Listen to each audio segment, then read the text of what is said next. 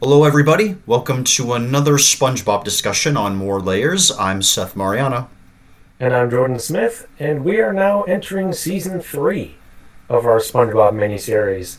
A little while back, meaning in the last few weeks, we decided that we were going to go through the first 3 seasons of SpongeBob along with the first movie where the original series was supposed to end. We were planning to be done already, but given how much time we spent on each episode so that they each are talked about for more than 5 seconds, we've been dividing it up into parts. Season 2 was split up into 2, and that was done last week, so now we're going to at least start Season 3 and see how far we get. Yeah, third season is it's got still maybe not as good as the last 2 seasons, but it's still got some decent episodes. Oh yeah, a lot of memorable moments, of course a lot of good laughs. The things you're supposed to expect in a good SpongeBob episode. The first one to start off Season 3 is the algae is always greener.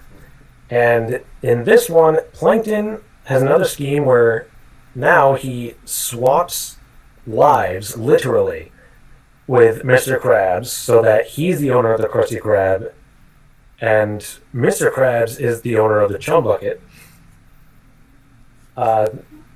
Basically everything else is the same except for that little factoid. And Plankton thinks this is an easy opportunity to get the formula, but instead a lot of things kind of get in the way and drive him crazy. Yeah, Plankton is pretty much at the beginning of the episode pretty miserable. Feels like the food he gets is terrible, and like Mr. Krabs is kind of living it up, and so he kind of wants to experience that for himself, and he ends up creating a sort of alternate reality where he is the boss of the Krusty Krab and having to deal with like the eccentricities of like Pearl begging for money, or SpongeBob being weird and other things, and it's more stressful for him, he realizes, and harder than he assumed it probably that it was. And one big joke that people kind of glance over is the whole thing where Plankton is supposedly eating holographic meatloaf. Because a lot of people don't realize that what that type of holographic image is supposedly made of, real-life Plankton actually eats. So when he's saying, like, holographic meatloaf, my favorite, at the end, in a way, he is kind of eating it, even though there's also the visual gag where it just looks like he is. Yeah. It's basically a kind of if you're into It's a Wonderful Life, or at least familiar with it, it's basically more or less like that. And also like how when Plankton's complaining early on, he's like, when am I going to get some real food? Mr. Krabs gets to eat real food, just look at his daughter. She's as big as a whale. It's like, she is a whale, first off. Right. And then, of course, after you see Mr. Krabs for the first time in Plankton's role, SpongeBob's explaining to Plankton what's going on, and then he goes, the worst part is, good grief, he's naked! Yeah. The way they present it is just so funny to me. Yeah. It is kind of funny, even though, I guess, assuming that the name of the restaurant remains the same, that SpongeBob didn't put 2 and 2 together like Krusty Krab and Krabs. You would think, but maybe there was just something with that life-switching device that made them not even consider it. Yeah. A lot of technical jargon, but hey. Yeah. But of course, eventually Plankton can't take it, so he presses a button, switches everything back, and he just goes back to his normal life. And then part 2 of episode 1 is SpongeGuard on duty. In this particular episode, SpongeBob gets mistaken by Larry to be a lifeguard, all because he accidentally got some ice cream on his nose, which is apparently white nose means you're a lifeguard. Big problem there is SpongeBob cannot swim. And he pretty much, it's kind of like another grass is always greener type thing, which kind of makes this kind of a perfect pairing of stories for a broadcast, because you've got the algae's always greener, a grass is always greener, in someone else's backyard type of concept, and then you've got a similar one with SpongeGuard on duty, where he's kind of admiring how luxurious and how glamorous Larry's life from his perspective looks, and so makes him dream of being a lifeguard himself. Yeah, he keeps looking at how cool Larry is, how popular Larry is, and figures as long as he has the title of lifeguard, he'll start getting that same popularity. But the moment he realizes he would actually have to go in the water, even if it's to save his best friend Patrick, he's going to do anything he can to not actually dip even a toe in the water. And that results in him trying things like rowing a boat out to him, or drinking up the entire lagoon, which includes Patrick. And he's eventually discovered once he falls in the water and are drowning, even though it's established, at least from that perspective, that the water doesn't even come up to their ankles, and yet somehow they still end up drowning. That's how bad at swimming they are. Of course, Larry finds this out, and then he has them starting to learn how to swim in a kiddie pool next to him. Yeah. But I think the funniest moment in this episode for me is also probably the most random, because when SpongeBob goes, "If I'm not as cool as Larry, let me be struck by," and then you hear thunder, which is an homage to when someone says, "Then let God strike me down," or "let lightning strike me," or something like that. He stops before that happens, and then he throws in a flying ice cream truck. And for whatever reason, a flying ice cream truck falls out of the sky, flattens him, and Larry's like, "Please do not land flying ice cream trucks on the bathers." So not only does this truck come out of nowhere, but nobody questions it. It's like Syndrome from The Incredibles threw it from off screen. Yeah, pretty much. Yeah. I guess that's fresh on my mind because me and some friends rewatched that movie last night, so... That is honestly a good movie. Not to go too far on a tangent, but I think the first one was good. Second one was okay. I'm not sure what they can do with the third one, though. Yeah, well, we'll see. Yeah. Jumping along to episode 2, part 1 is Club SpongeBob. Yeah. This is one of the other ones I had on a VHS growing up. In this particular case, Squidward's going off to work, but then as he's starting to ride away, he passes by a huge stalk, which at the top has a small clubhouse that SpongeBob and Patrick have been in, apparently for the last 3 days. He asks what they're doing up there, and then once he finds out it's a club, he's like, I'm a part of many different clubs all across the sea bottom. You should be begging me to join.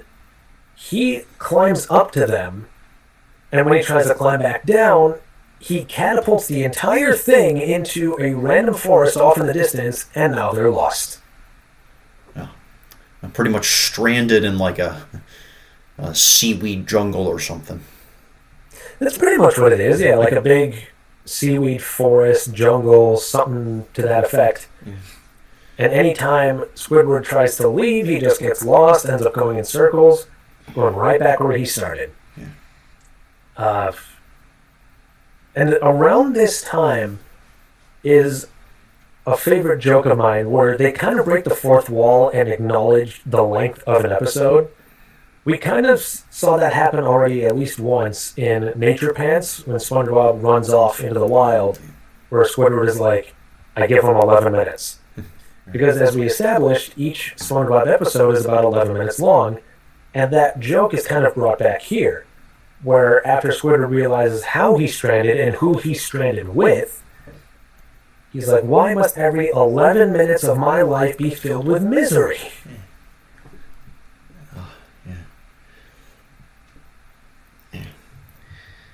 Yeah. And then, of course, there's the famous Magic Conch show, which is pretty much more or less like a magic 8-ball with a pull string.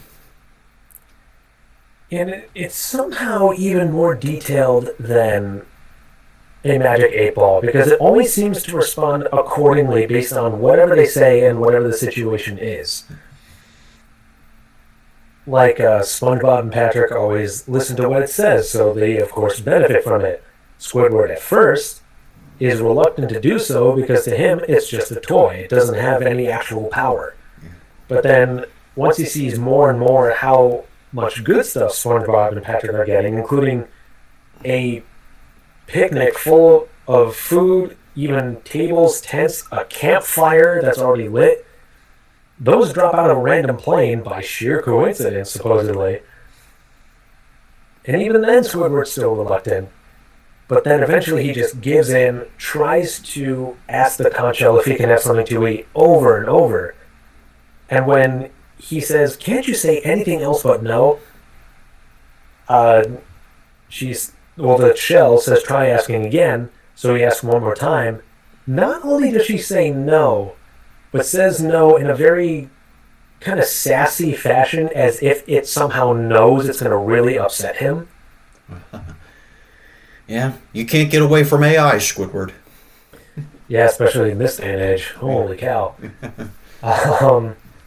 Eventually, though, they are saved by a park ranger sort of character that happens to find them while chopping through the seaweed.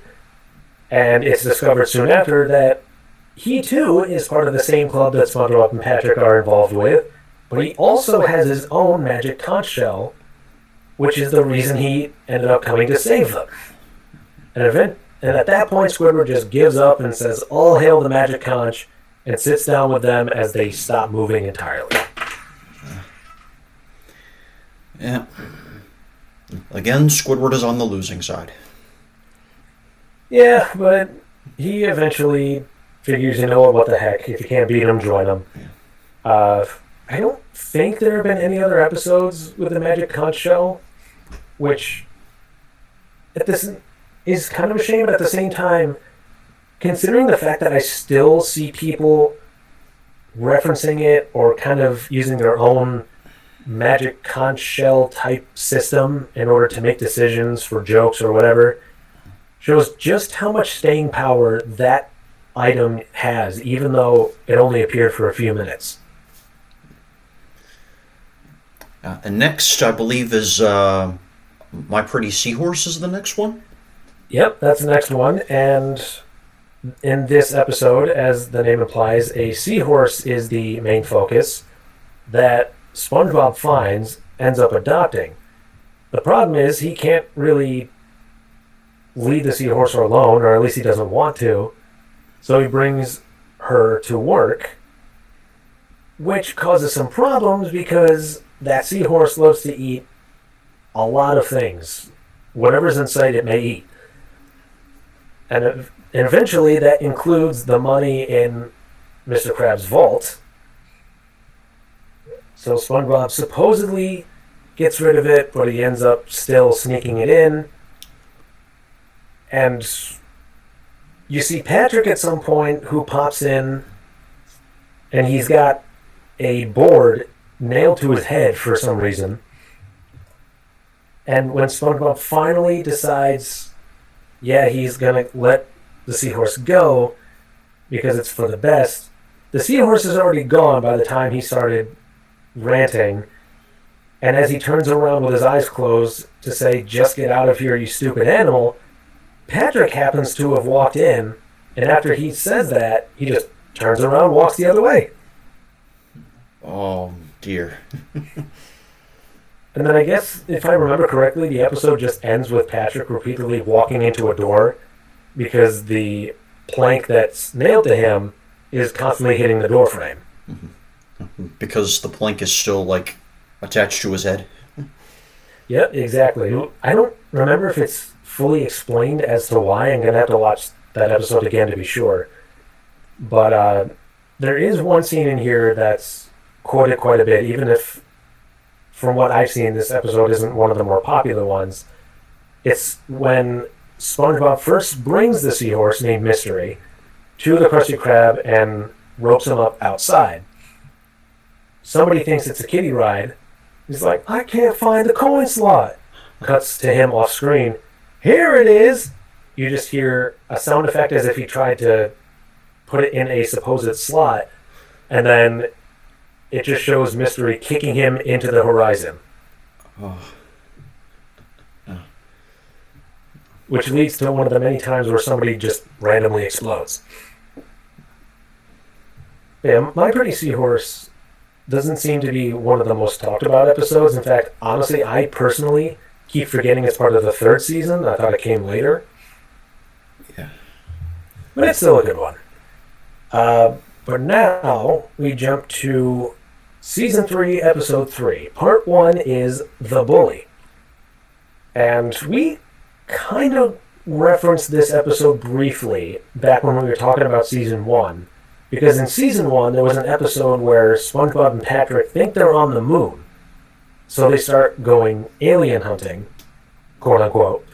And they end up using their net guns on every citizen in the city. And during that montage, one of the people that SpongeBob captures is Flats, who is the bully mentioned in the episode's title. And Flats also, appeared in the Texas episode in at least one shot where they're like throwing the big Texas party, and Flats looks like he's holding a concrete block or something, and SpongeBob calls it square dancing because he doesn't know what that is. That's true. I keep forgetting about that detail. Yeah. So we have seen Flats at least a couple times already, and it's the SpongeBob netting him, which led many people to believe maybe this is why in this episode, The Bully, why Flats seems to hate him so much and wants to beat him up the moment they meet. But it mostly takes place in Mrs. Puff's boating class, which is where Flats comes in, sits next to SpongeBob, and immediately Flats is like, I'm going to kick your butt. So SpongeBob lives in a state of fear and paranoia, trying to stay away from Flats, and eventually it seems to work. He tells Mrs. Puff about it, which you'd think would work. But then she mentions SpongeBob by name to Flats, which just ultimately makes it worse. Yeah. Because if he's doing something or threatening something, why is he going to admit to it, right? Well, yeah, and even then, he does... It's implied that he did tell Mrs. Puff that, yes, I told SpongeBob I'd kick his butt. But where I come from, that means I just want to be his friend. Yeah, of course. Somehow that works. Which has got to be a lie. Yeah. So when Flats finally corners him and goes to kick his butt, he ends up just punching him. But SpongeBob, being a sponge, he just cushions the blow and it doesn't affect him. So he just goes about his day, pretty much multiple days, because I think at some point SpongeBob's sleeping and Flats is still pounding into him. Eventually, though, Flats is just flat out exhausted, falls flat on his back. Everyone else in the class celebrates. SpongeBob tries to give a speech, and right when he has his fist up, Mrs. Puff walks in and believes SpongeBob beat Flats up, leading to the end of the episode where she says, "SpongeBob, I'm going to kick your butt." Yeah. And twice, like at the beginning of the episode and at the end, Mrs. Puff somehow ends up arriving to the school late, which which begs some questions like, or at least the question how, but not that I care much, but Yeah, it's not something even the episode focuses on too much, so they probably don't expect the viewer to as well. yeah. If you really wanted to dive into it, you could acknowledge in a previous episode that Mrs. Puff has a criminal history and has done some crazy things before, so maybe that's what she's doing off to the side and lost track of time. Well, we don't know for sure. It's not a big deal. Yeah, right. The one part of this episode I see referenced more than any other is when SpongeBob is running through the city in fear, just pointing behind him saying, he's going to kick my butt. And the first person that the citizens lay eye on is just some random old man at a bus stop. So they come after him, and when it happens a second time, they just go, how many times do we need to teach you this lesson, old man? Yeah, it's definitely another one of those classic episodes that should get more attention. And the same goes for our next episode, Just One Bite. In this episode, SpongeBob finds out that Squidward has never eaten a Krabby Patty in his life, despite having worked there for even longer than SpongeBob has. So SpongeBob goes out of his way just to get Squidward to try it even once, even just a simple bite. Eventually, it works, and Squidward gets the tiniest bite, pretends to hate it, but the moment nobody's looking, it's very clear that he's immediately become extremely addicted. Yeah. And he'll desperately try not to get his hands on another one, and tries everything he can think of. Until finally he somehow gets the idea, to go into, the patty vault, which apparently they store Krabby Patties in for some reason, and just goes to town on them. It's very apparent throughout all the different episodes that take place in the Krusty Krab that pretty much everything past that first room when you first walk in is incredibly inconsistent and is usually set up for the sake of that current episode. Like in most other episodes, there isn't that patty vault just sitting there. But for this episode, there is one. And Squidward tries to go there overnight when he thinks no one else will show up for a long time. But SpongeBob happens to come in saying that he has to count the sesame seeds, which God knows how long that would take. Yeah. Squidward tries to worm his way out of it, but then SpongeBob looks at him with one of the most popularly memed faces throughout the entire show. He gives him this big smirk. It's like, why do you look so hungry? Gives him the look, and then he just goes, you like Krabby Patties, don't you, Squidward? Yeah. What's done in the dark will come into the light, Squidward. You're busted. Yeah, and at that point, he doesn't try to hide it anymore, to his credit. He does just flat out say, I love Krabby Patties, and starts eating them so rapidly that even SpongeBob notices it's a problem. Yeah. And when he tries to warn him, Squidward's like, what's gonna happen? Am I gonna blow up? No, worse, it's gonna go to your thighs. My thighs? It pans out, and his legs are just huge. And then you blow up. To which he immediately blows up right after. Which I guess, if you think about it, it kind of gives a not-so-subtle message to the viewing audience to not eat too much too quickly. Granted, you won't literally explode, but it can do some bad things to you.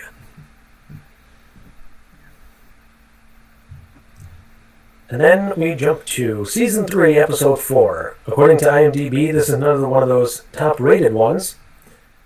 Part 1 is Nasty Patty. And in this episode, it's another one that takes place in the Krusty Krab. But here we have a health inspector walking in. So when they start to give him everything on the menu to make sure everything's ship-shape and they don't get fined or flagged or whatever the case may be. Or closed down. Yep, that's probably what would happen if they failed. Right as they're about to finish up, there's a news outlet that says that there's an imposter health inspector on the loose. So they automatically assume that the guy in their restaurant is the fake. So they just start putting all these grotesque things together to make the aforementioned Nasty Patty, which close up looks absolutely disgusting in every possible meaning of the word. Yeah. So, yeah. Well, basically, it's a calculated poisoning act with a toxic hamburger. Yeah, and he starts to choke, which they think is because of the sandwich. What they don't know is when they weren't looking, right as he's about to eat it, a fly flies into the guy's mouth, and that's what he starts choking on. He passes out, and then they think they killed him. So to kind of hide the evidence, they go to bury him, which SpongeBob doesn't succeed in doing the first time. Then it rains, the body slides down to them right as the cops show up. So now they have to stash the body at the Krusty Krab, which is where the cops bring them to. And then they're talking about zombies, and the health inspector is acting like a zombie at first because he's been dragged around, whacked, whatever the case may be.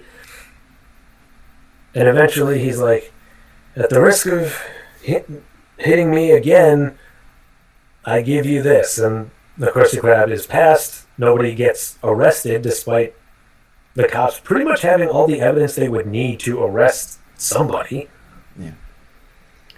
Yeah. It's kind of like I mentioned, before, how Squeaky Boots is pretty much clearly Edgar Allan Poe Telltale Heart inspired.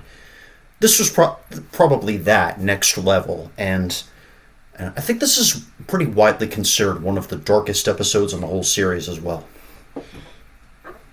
It's definitely up there, yeah, because they're hauling around what seems like a dead body for a good while, too, and the whole, like throwing him in the trunk of a car, beating him with a shovel so he doesn't move, or at least trying to fit him in the trunk. Then, of course, the zombie visual and whatnot. I think that's what keeps this episode in the limelight so much, is because of how dark it is. Yeah. And they are so desperate, SpongeBob and Mr. Krabs, to just cover up their crime to a point where Mr. Krabs will literally go, "There's no ice. Ice is just a myth."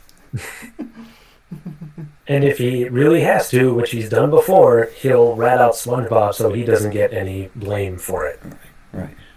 Yeah.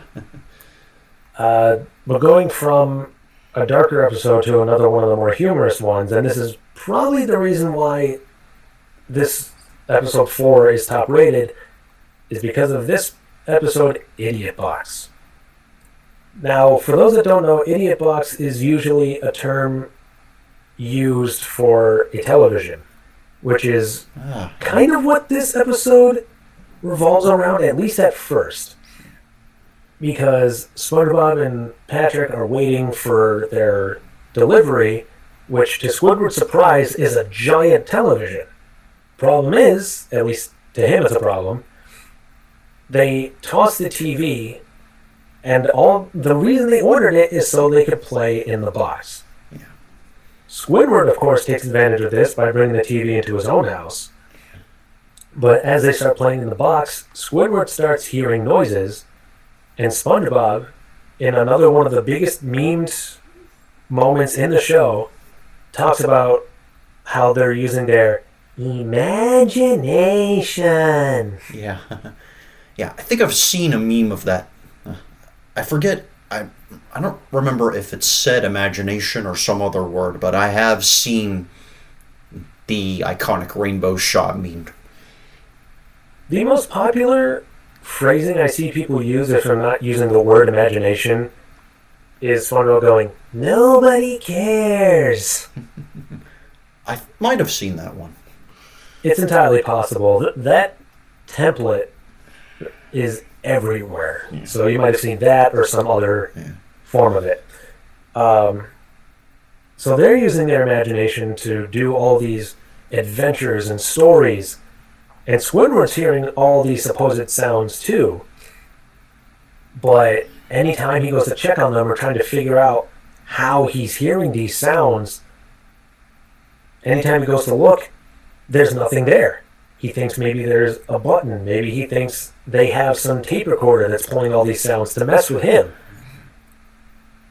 And eventually, when nobody's around, he goes into the box, tries it out. It's supposedly working. But then he thinks, when he thinks it's working, a garbage recyclable truck comes, picks up the box, and it's creating just all the right sounds and effects that he thinks he's driving a race car. So a lot of people, when they're younger, and I know this because I talked to a few people about this episode over the years, they're all thinking, how was Squidward hearing those noises? When the most popular idea is his own imagination was messing with him. Because even when he was in the box with them and they were at this robot pirate island thing, he had his eyes open, he was looking straight at them, and there were no sound effects at all. But the moment they were out of sight, and then he's listening in, supposedly, he suddenly starts hearing those sounds. So I believe all the sounds he was hearing was his own imagination, which even he didn't realize. That's what people you've talked to think?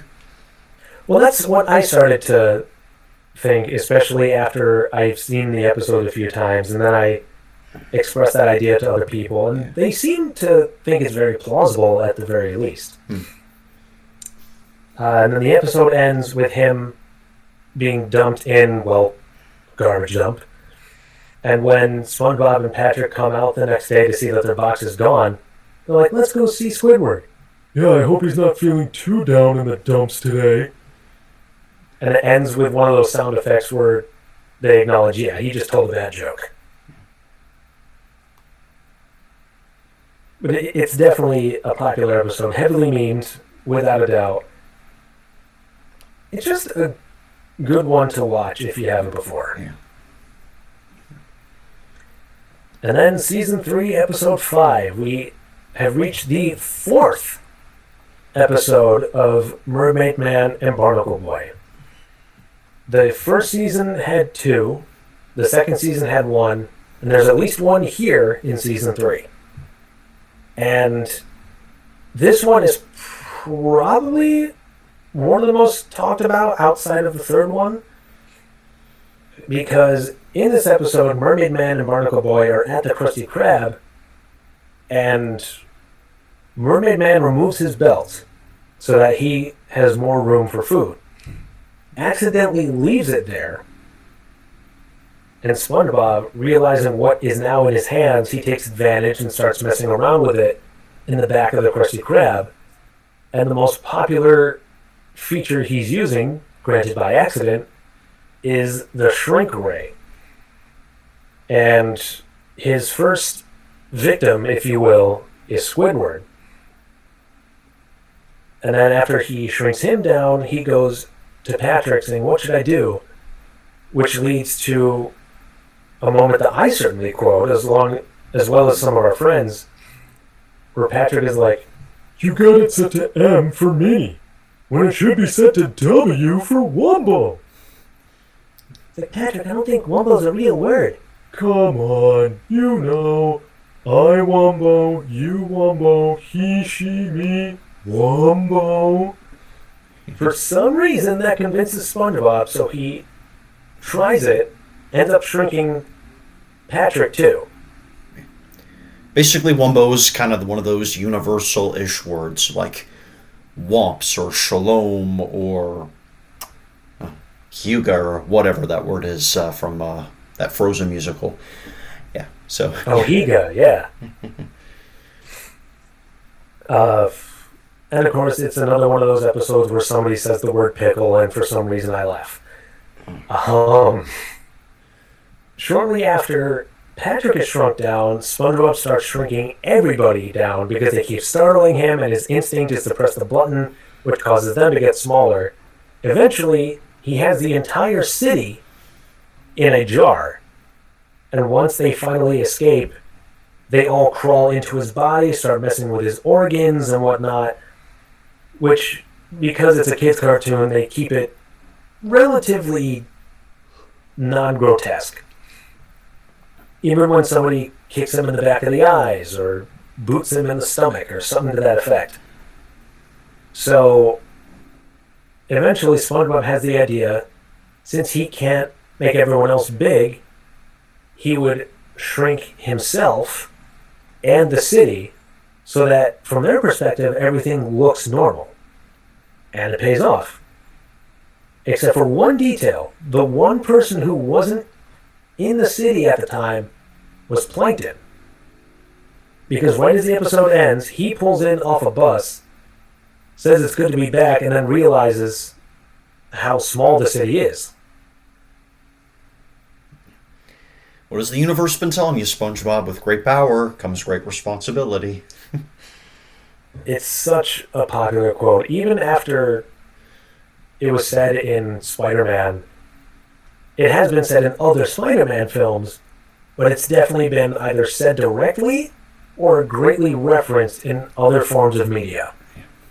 Like even in the most recent, and that's saying something considering how a while ago it was, in the most recent Larry Boy special, Larry Boy and the Bad Apple, when he started swinging around the city like Spider-Man does, he says, with great chocolate comes great responsibility. Right.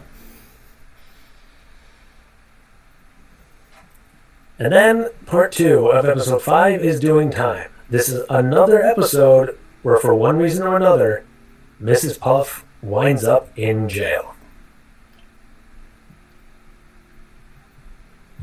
And the reason for this, SpongeBob is, of course, taking his exam. He's not doing so well. Ends up driving off a cliff. But because she is the person responsible for him, she's the one who ends up in prison. And at first, she's freaking out, but then realizes if she's there, she doesn't have to see SpongeBob. So she starts living it up. She actually starts to love being there, mostly because there's no more SpongeBob.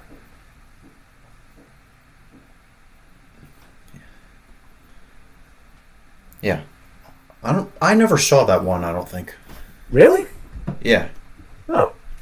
Well, to continue the summary then, SpongeBob believes it's his fault, which, technically speaking, it is, that she's in jail. So then, with the help of Patrick, he starts trying to think of ways to get her out of jail. And they start trying to break in jail or find some ways for themselves to get arrested so they can get in there to get her out. And every time they show up, she gets more and more insane and just sees SpongeBob everywhere she goes. And when they start seeming to succeed, she ends up being stuck in solitary confinement. But what she isn't putting together is that she's in a big, yellow, spongy room. Or a big, soft, squishy room, whatever. And at first, she's like, okay, let's look at the positives. I'm by myself. There's no more SpongeBob. I have my own nice, soft room. Made of sponge is the next thing she hears. And SpongeBob's face is suddenly surrounding her. She's going crazy. And she starts reliving repeatedly the moment where the crash happened at the beginning of the episode, leading to different results. And eventually she's just like, oh, forget it. So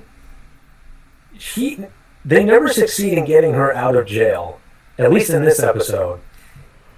But there's definitely a few hijinks through a montage in there of their attempts to get her out that are honestly pretty funny.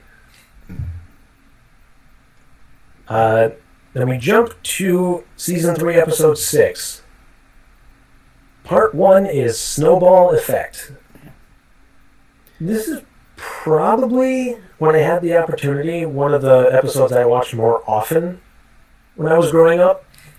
This is another one of those winter-themed ones where snow is falling in Bikini Bottom.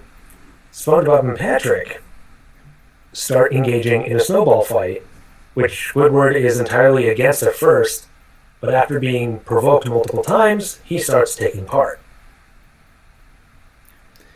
Yeah, so in this episode, at the beginning we see an iceberg like collide with another one or something, and that's what causes a sudden winter to occur in Bikini Bottom. And I recall seeing this one like a handful of times because of a blank cassette that had a bunch of SpongeBob broadcasts on it. Oh, okay, so Yeah. we definitely did that a few times growing up. Some people, in fact a lot of people I'd say nowadays, would have no idea what we're talking about. But there used to be a way, when you had a blank video cassette, to record something that's being broadcasted on TV onto it, which you could then play back later. Yeah. And one of the things we did was Disney's Hercules, because I guess that was on TV at one point. But yeah, in this episode, Squidward starts taking part, and he initially tries to teach them how to efficiently have a snowball fight, but then they keep telling him his fort is not good enough to protect him. Eventually, he does throw one back at them, so they team up against him, and when Squidward starts fighting back, Patrick is like, SpongeBob, I think Squidward is taking this way too seriously. That last one had his clarinet in it. so they go back inside. Squidward doesn't notice this, so he thinks there's just a temporary ceasefire, so he ends up fortifying and strengthening his fort to the point where he thinks it's pretty much impenetrable. So he's just looking around, trying to find them, and snow is repeatedly hitting him in the head, and he thinks snowballs are being thrown at him.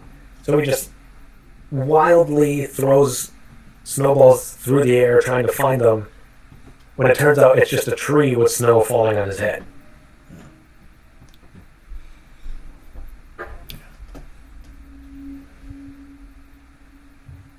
And then the next one?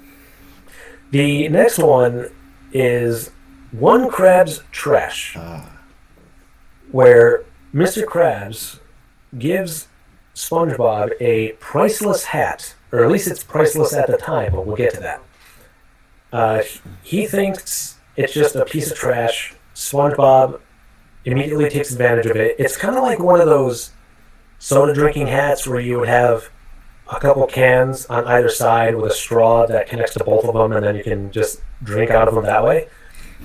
But SpongeBob uses it to blow a lot of bubbles very quickly. Soon after, though, practically almost immediately after SpongeBob leaves with it, a bunch of people come up to Mr. Krabs saying, hey, this is a priceless item. We'll give you hundreds of thousands of dollars. Even somebody offers him $1 million. And while this is going on, he's drooling more and more, thinking about all the money he could get, to the point where somebody's in a rowboat trying to tell him, I'll give you that much more for it. Yeah. So Mr. Krabs is basically having an antique sale, trying to sell some things that probably aren't as appealing, like like a toilet plunger or some piece of cloth or something with holes in it. And and trying to, make a good sales pitch by basically lying about what it is and the history. And then we have the hat, which is basically like those soda helmets you might see people wear at like ball games, and it has the number 1 on it. I'd say SpongeBob gets it, and I'm thinking, yeah, probably thinking, yeah, whatever, yeah, you you take it. But then realizing late, the people are offering him huge amounts for it.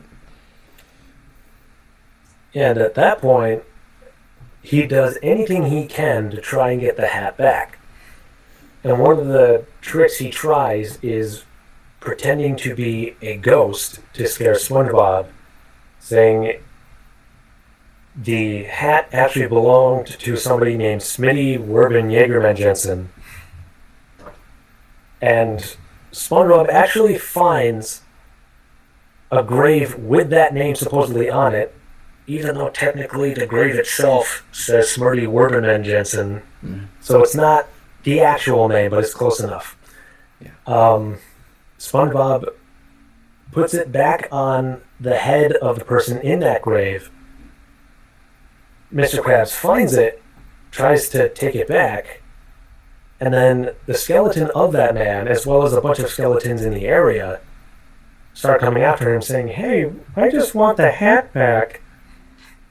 But Mr. Krabs fights them off as he leaves the cemetery, and when he tries to sell it to those rich people from before, they suddenly tell him, "Hey, we actually found a warehouse full of those things. They're actually worthless." So Mr. Krabs ultimately went through all of that trouble for absolutely nothing. I've mentioned a connection between an earlier episode and the movie Stranger Than Fiction before. In a way, this is another one kind of like that. You like somebody makes something up, and then by, if you can call it coincidence, it turns out to be real, something real. Yeah, well, we kind of acknowledge this every once in a while, where either subtly or very obviously SpongeBob will do a callback or reference to other forms of media or other films, TV shows, or whatnot.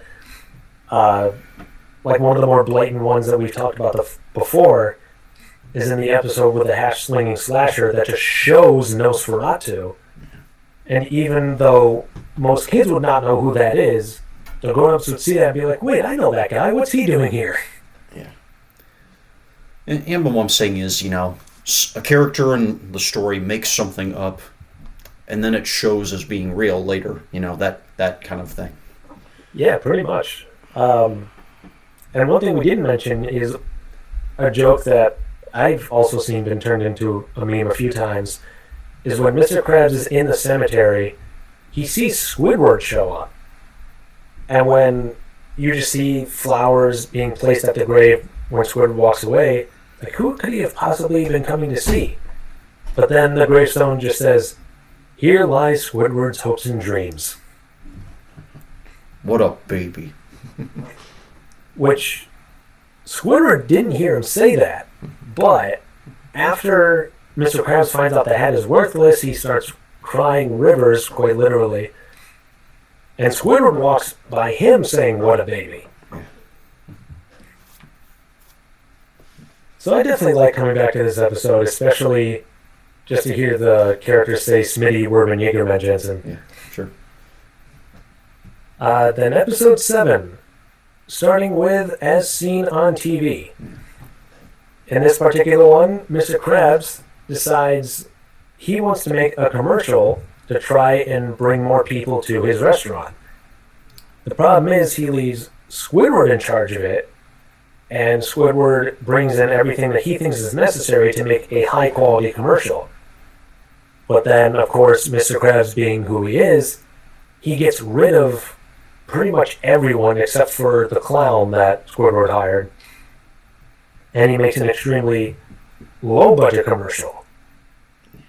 And then, once the commercial airs in the middle of the night, SpongeBob is like, "Oh, I'm on TV," and then when he thinks somebody recognizes him from TV, he immediately lets it go to his head and starts acting like he's this big celebrity. Yeah. It's kind of what I kind of fear would happen to me if I were to become famous or get recognized for doing something so sensational. It's something that I feel like could happen to a lot of people, especially young actors that get really popular really fast, really young. Because at that age, they don't usually know what to do with all that fame and popularity and all that money and whatnot. So that quickly gets to their head and they start acting bratty or selfish or what have you. Or even getting in trouble with the law. Yeah, that happens a lot of times, especially since sometimes their parents aren't around, so they don't tell them the difference between right and wrong. Which is why, in a way, I'm happy I haven't gotten to be this big name actor in Hollywood or anything yet, because now I have these morals set up. I know a lot of people that could hold me accountable if I do start letting it go to my head, so I think ultimately I would be okay. But of course, SpongeBob is starting to let it go to his head, and when he overhears people talking about an album that they were listening to and talking about that person being a great singer, SpongeBob once again thinks he's the one being talked about, lets it go to his head, and just starts singing a musical number in the middle of the restaurant called Striped Sweater, which is short. And he's not the best singer in that song, but it's still widespread. A lot of people know it just because of how obscure it is. It's goofy, it's awkward. He's really getting carried away. Yeah, he is basically the walking definition of getting carried away. Big shot, or if you can call it that. I mean, he definitely thinks he is. Eventually, he realizes he can entertain the audience by making the Krabby Patties, not realizing in his brain that he's basically doing what he was doing before, just being a fry cook. Yeah. He even ends the episode saying, "Oh man, I'm so glad I gave up fry cooking for this." Not realizing that that's exactly what he's doing. But yeah, if you haven't heard the Striped Sweater song before, it won't take too much time. It's only about like 20 seconds long before he gets booed off by the audience. But then part 2 of episode 7 is Can You Spare a Dime? And this is one of those episodes where you can justifiably be upset with Squidward. Oh, yes. Like as you grow up, a lot of people start to sympathize and relate to Squidward, but this is one of those episodes where, yeah, he kind of deserved what he got. At first, it wasn't his fault, because what really got the ball rolling in this episode is Mr. Krabs accusing him of stealing Mr. Krabs' very first dime. So, fed up with this, Squidward leaves and believes, oh, I can get a job anywhere, anytime. But then it just cuts to him living in a box, which also gets confiscated. It's pretty dark and real. You see people on the street. You know, I'm not sure how many of them are actually legitimately poor and how many of them are just playing. I mean, no insult to anybody who's actually poor and homeless, but yeah. Well, yeah. But it's kind of reflective of the world. It very much is, because there are a lot of people that could wind up where he is. There have been people who have won the lottery and had so much money, but then they would blow through it as quickly as they got it, and they'd end up right back to where they started, if not worse. And like you were saying, there are some people out there who act like they are poor when they're not, and even some of the ones who are, you give them money and then they just go across the street to get cigarettes or liquor or something to that effect. And we're not full disclaimer for our audience, we're not saying all poor people are like that or that you shouldn't help Oh, no. people who are less fortunate, because you should. There are just some people who make them look bad by either faking being poor or just misusing what they're given. But again, not all people are like that. But in regards to this episode, SpongeBob, out of the goodness of his heart, invites Squidward to live with him. And at first things seem to be going well, but then it's quickly established that Squidward's not looking for a job at all. He's just taking full advantage of it. And how long is he doing this? Well, according to the time cards, so much later that the old narrator got tired of waiting and they had to hire a new one. And soon after that happens, it's established that Squidward has basically turned SpongeBob into a slave.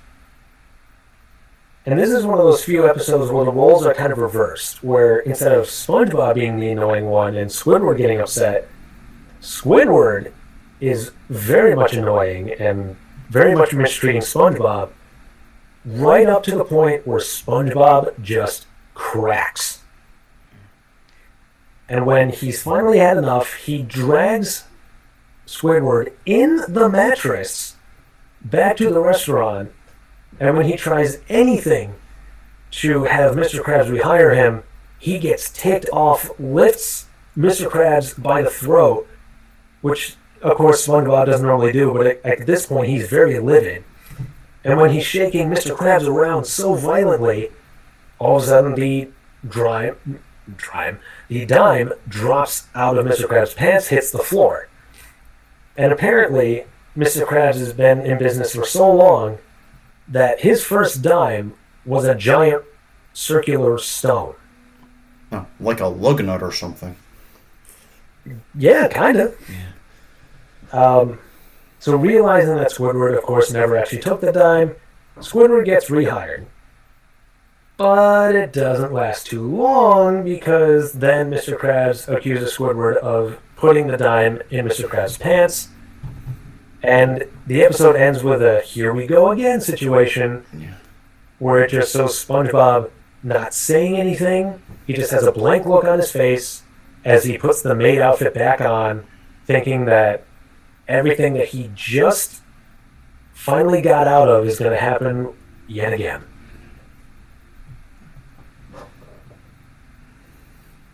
Then we jump to episode 8 with part 1, No Weenies Allowed. This has a few moments that I've seen quoted or referenced in one way or another, but the basic premise is that there's this saloon that SpongeBob and Sandy try to get into called the Salty Spittoon, where only the toughest people can enter. And each person that goes through, they're asked, how tough are you? And there are various answers. Like one guy says he ate a bowl of nails for breakfast without any milk. Sandy, all she does is take the guy at the door, like takes his tattoo, rips it off, flips it upside down, and reattaches it. And trying to avoid any more pain, the guy just lets her in. The nails for breakfast thing. You think that was an intentional Arthur reference? Because there are a couple episodes of that series, like one character says they eat nails without milk, and they mention Mr. Ratburn eating nails for breakfast, which is some kind of made up lie, but I'm not sure. Like, I can't say for certain whether it was a reference to that or not. It could just be one of those things that are used to show how tough or scary somebody supposedly is. Like, this guy is so tough, he'll eat a bowl of nails without even blinking. Or something to that effect. It could be a reference. Yeah, possibly. But to even have that be a possibility, I need to remember when each individual episode aired. Yeah. Right. But when SpongeBob gets to this guy, and he's asked how tough he is, he asks for a bottle of ketchup, which, kind of like a pickle jar, is supposedly infamous for having difficulty getting it opened. And of course, he struggles with it, and he's not allowed in. So throughout the rest of the episode, he tries multiple other things to get in there, while it's constantly recommended that he goes to places like Weenie Hut Juniors. But he's like, I'm not a weenie, I'm going to find some way to get in there. Even going as far as accidentally participating in a fight, trying on wigs to make himself look cool. But what ends up working through a hot dog robot at Weenie Hut Jr.'s recommendation, he fakes a fight with Patrick's help, except he literally does nothing as Patrick beats himself up. And like nobody's touching him. But he's like being tossed around. He's acting like he just got punched, spun around, and just flicked off into the distance. And despite knowing SpongeBob's many attempts, the guy at the door is like, wow, you destroyed that guy without even touching him. I never thought I'd say this, but go inside. And SpongeBob finally does, but the moment he walks in, he slips on an ice cube, gets injured. Yeah. It's like SpongeBob had the Force or something. In a way, yeah. Although it was more just Patrick doing cartoon hijinks. Yeah. That being said, that scene of Patrick beating himself up is so widespread, so popular. I've seen quite a few videos where people will stand in front of a screen during that scene and act like they're doing those things to Patrick. And some of them are positioned just right to make it look like they're actually doing it. Like they're playing Wii boxing or something. Yeah, in a sense. Yeah. So, for anyone who knows that scene, I recommend watching clips of people interacting with that scene. Yeah, if I do watch that episode again, I'll probably try that. Oh, I can promise you it's a lot of fun, especially the final sequence where Patrick gets lifted up by the back of his pants before being flicked into the horizon. I've positioned my fingers to make it look like I'm doing it, and then I just like flick him. Yeah. And it's weirdly satisfying in a way. Yeah. It's like they knew that people would start doing that after a while. Yeah. But in any case, the following episode is Squilliam Returns, which is quite self-explanatory. And the story behind this one is Squidward and Squilliam run into each other, and they try to one-up each other with how successful they are in life. Squilliam is legitimately successful because he's inherently rich. He just has so much going for him. Squidward tries to figure out a way he can outdo his rival, so he just randomly blurts out that he owns a 5-star restaurant. Squilliam, thinking he's calling him on his bluff, says, okay, so if you own a 5-star restaurant, me and all my friends here will come tonight to see it for ourselves. So Squidward is panicking, trying to figure out how he's going to put all this together. So he gets SpongeBob and Mr. Krabs involved. Patrick literally comes out of nowhere. And Squidward, realizing he's in a tough position, realizes he doesn't have much choice. So he assigns each of them to various things, like Mr. Krabs would be the chef, SpongeBob being the waiter, and Patrick taking hats. It starts to go wrong at first, but then he convinces SpongeBob to empty his mind. And that seems to work for a while until it doesn't. Yeah. So it sounds like it's like kind of like that episode of the Weird Al show where Al is claims to be friends with a celebrity and his friends expect him to have the guy over, and he goes to like desperate efforts to raise enough money to pay him to make an appearance. Yeah, it's very similar in that regard. And this episode has another example of the show breaking the fourth wall. Now, for those that are new to our show and are not sure what the term breaking the fourth wall means, to put it in a semi-basic phrasing, it's basically whenever someone in a story acknowledges in some capacity that they are in a story, or they're aware of the medium they are in. Like, when a cartoon character looks directly at the audience and addresses them.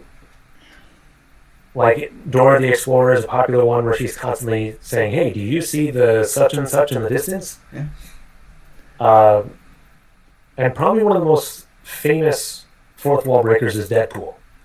He will, if he's in a comic book, he'll somehow know he's in a comic book. If he's in a video game, he'll interact directly with the player or try to rewrite the story. If he's in a movie, he'll act like he's looking into a camera, even though another shot will show that he's looking at absolutely nothing. Yeah, there are multiple examples of breaking the fourth wall by looking at the camera, like House of Cards, Malcolm in the Middle, Ferris Bueller's Day Off. Arthur did it a lot as well. Or as we pointed out in a couple of the other SpongeBob episodes, when Squidward acknowledges the 11-minute length of an episode. But there's, as Seth said, plenty of different ways to break the fourth wall. That's just the one that we talked about. But in this episode, the way it's done is when SpongeBob is literally emptying his mind of most things, it goes inside his brain, showing a bunch of smaller versions of him looking like they're working in an office and they're starting to delete everything that he initially remembers. And when one of them says, hurry up, what do you think I'm paying you for? One of them responds by just going, you don't pay me. We don't even exist. We're just a visual metaphor showing the abstract concept of thought. So even they are somehow aware that they're not actually there. It's just a visual representation, and they know that. But once, like, SpongeBob literally forgets so much that he doesn't even remember his own name. So when Squilliam asks for his name, that's when everything starts to unravel. He starts to go crazy. The restaurant is destroyed. Squidward eventually admits, yeah, this was just all a ploy to try to impress you, blah, blah, blah. Squilliam eventually leaves. And it basically ends there with Squidward sulking.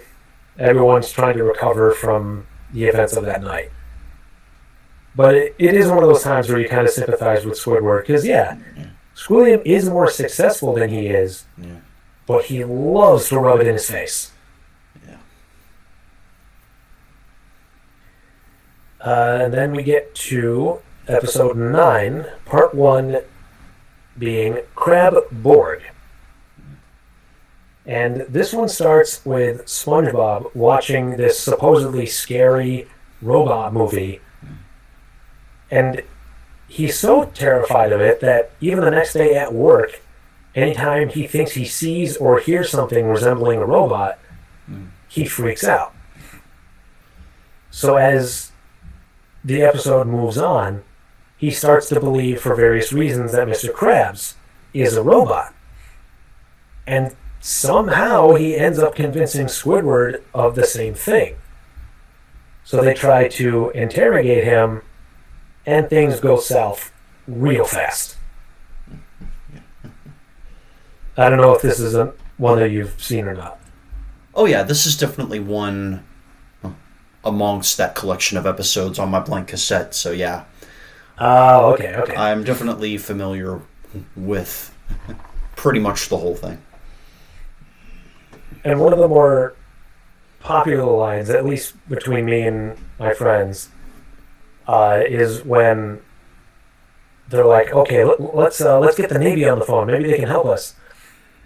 And when SpongeBob calls the Navy, he hears, hello, you have reached the Navy's automated voice messaging system, leading to him believing the robots have taken over the Navy, which Squidward also freaks out about, and they convince everyone in the restaurant to be freaked out.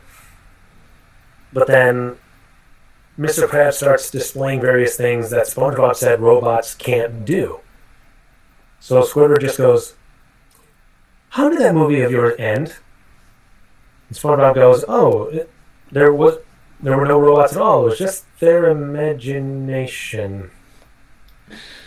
So he leaves, leaving Squidward to deal with the aftermath.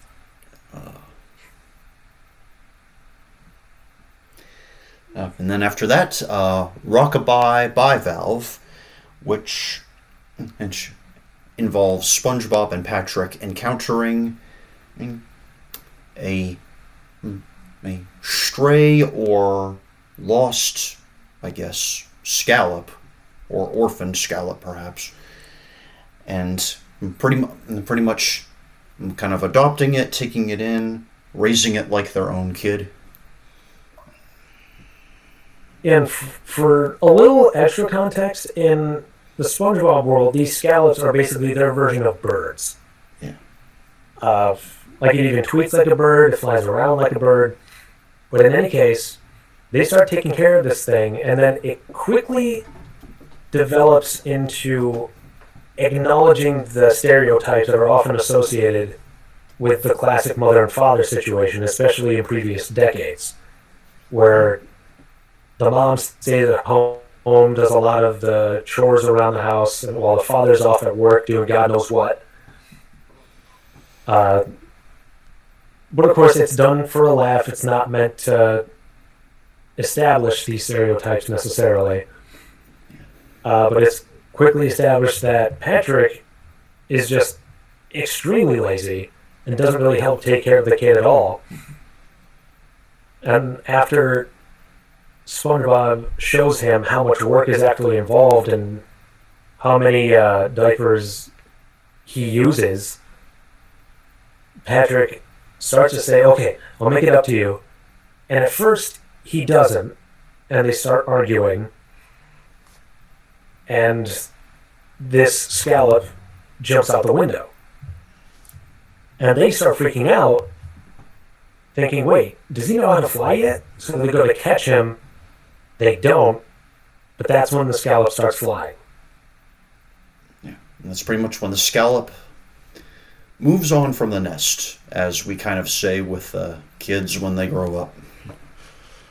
Yeah, it's a common phrase that when a parent's child grows up and moves out on their own, the common metaphor is the bird leaving the nest. And my personal favorite moment from this episode is when the scallop is about to leave, kisses SpongeBob, kind of showing appreciation for everything he did.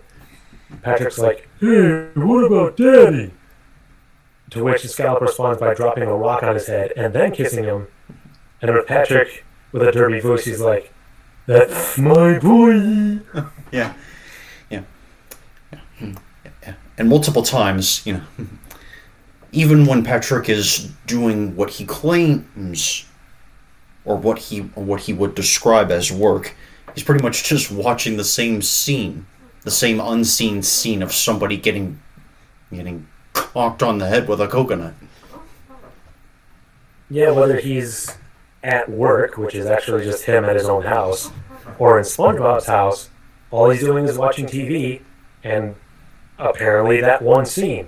The only time it changes is when he claims he's working overtime, and he goes, "That guy got hit in the head with 2 coconuts."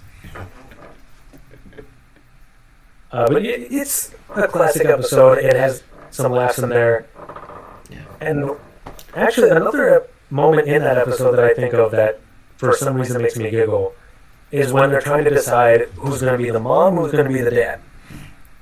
Patrick initially volunteers to be the mom, but SpongeBob is like, "You couldn't be the mom, Patrick, you never wear a shirt." And he goes, "You're right.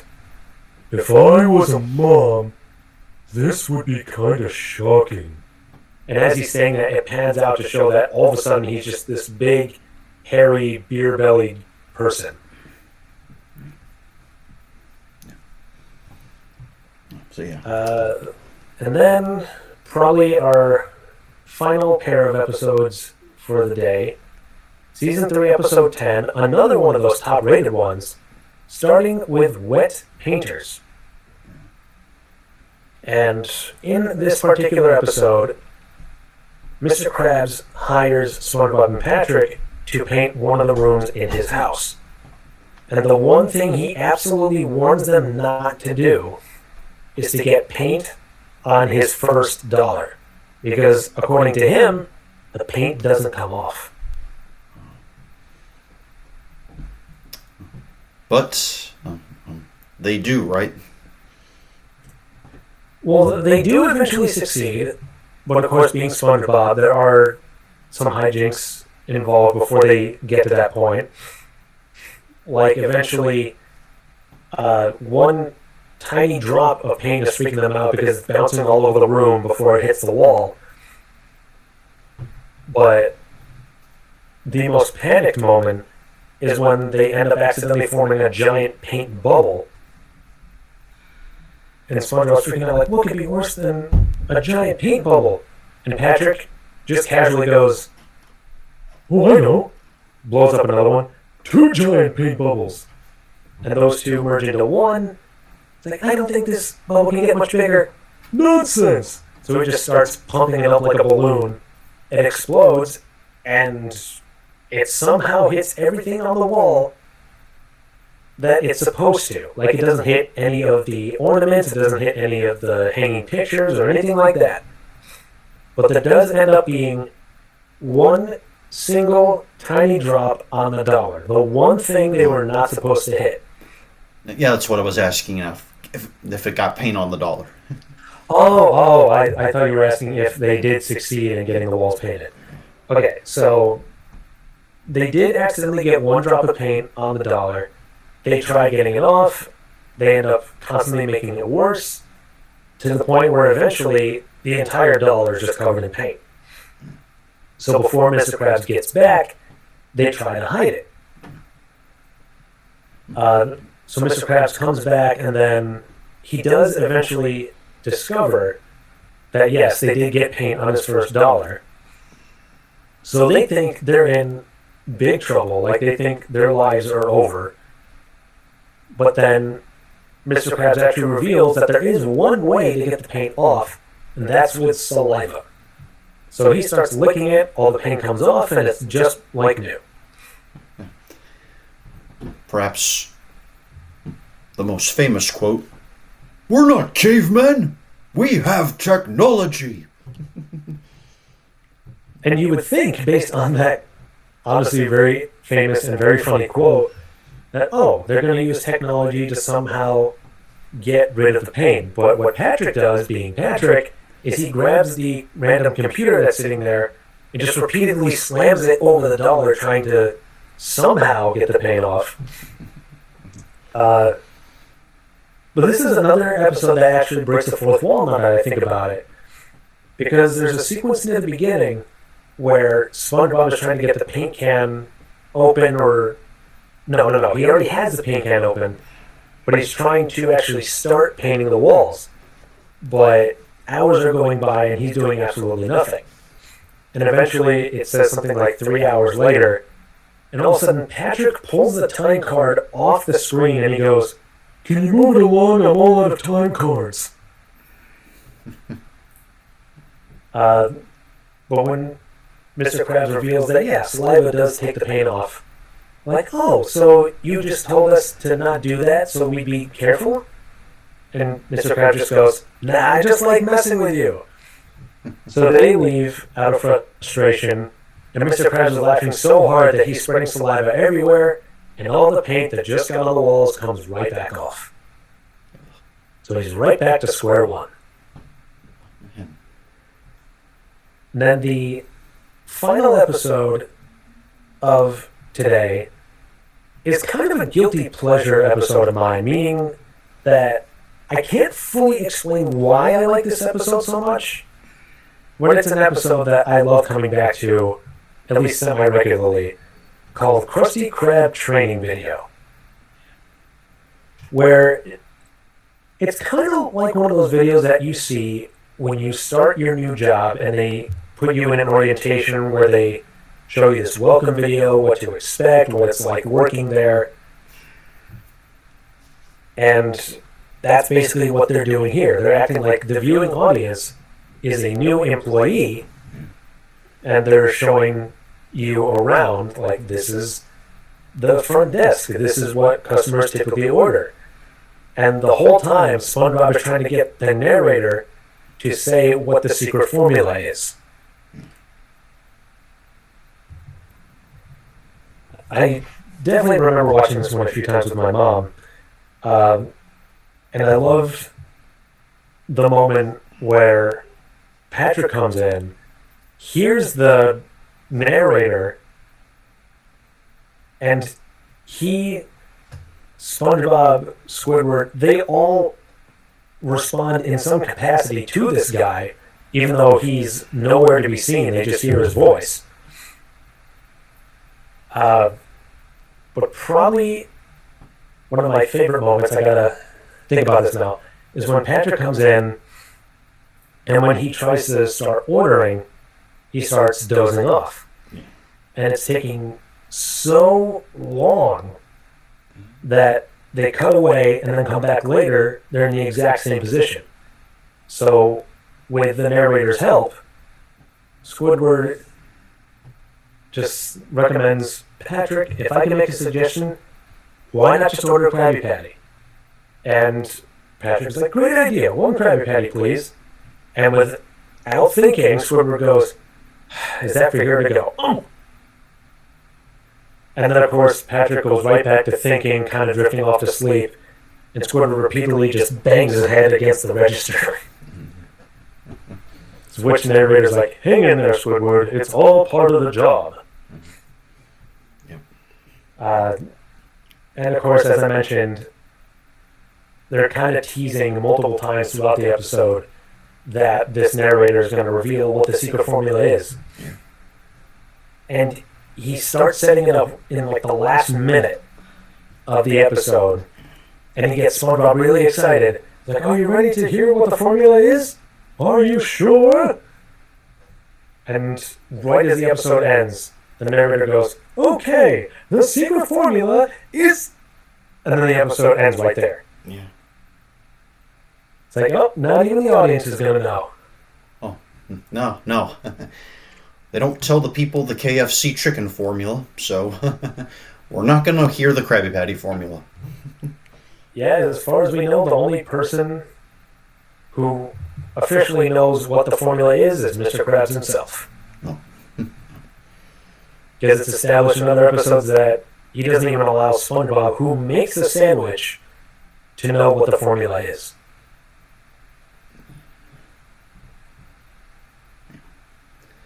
Yep, well, that's pretty much about probably half of Season 3. Yep. And we'll cover the rest, or try to, next time. And until then, stream us on YouTube Music. Share with us your SpongeBob memories, favorite moments, characters, whatever, and yeah, please share. Yeah, let us know what your favorite moments, quotes, references, jokes are throughout this show. If your favorite episode comes from something outside of the first 3 seasons or first movie, let us know. We'll probably eventually talk about other seasons of SpongeBob, but our main focus right now is the first 3 and the first film, and then we'll start talking about other stuff, and maybe eventually come back to talk about like season 4 or season 5 or wherever we are at any given point. But yeah, we've talked about 2 full seasons, half of the third. So if you're excited to talk about an episode that we haven't covered yet, let us know. We love your thoughts. We love the interaction. Can't wait to hear from you. Yeah. So, till next time, take care. So long, everyone.